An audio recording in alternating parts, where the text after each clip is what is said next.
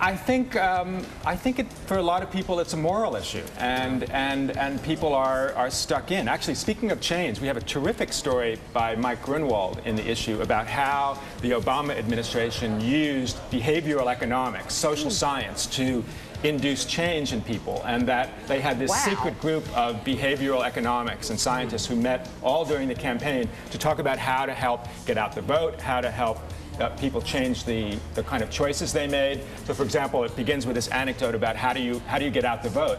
And the behavioral economics say, by telling them, and this is counterintuitive, by announcing we're going to have the greatest turnout in American history.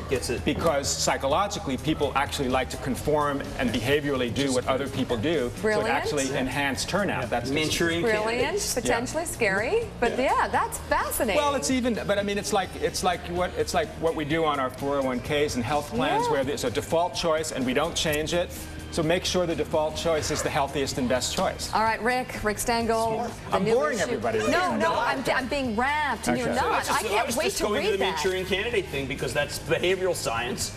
And it worked there with Lawrence Harvey. He almost took out the president, and he ended up taking out Angela Lansbury. Well, it works in television, too. It's like people don't want to change the channel. That's why the lead-in for your show is so important, because the default choice is to stay with the same channel. Which I hope people will do even after I leave Morning Joe this morning. Never going anywhere. Rick, we don't want you to leave. We should point out the very talented Michael Grunwald. We can do these things if you're ready for change. But I want to make sure you understand what that means, because we started talking about change at the beginning of this campaign. We talked about change when we were up, we talked about change when we were down. But I noticed this change thing must be catching on. Because everybody's talking about change. And that's okay. We all want to be on the change bandwagon, but I think it's important for you to know the arguments that are being made. And what they know is that the name George W. Bush will not be on the ballot.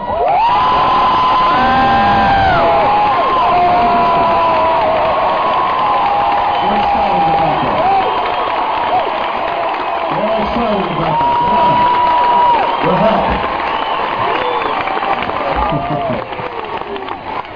Yeah, George Bush won't be on the ballot.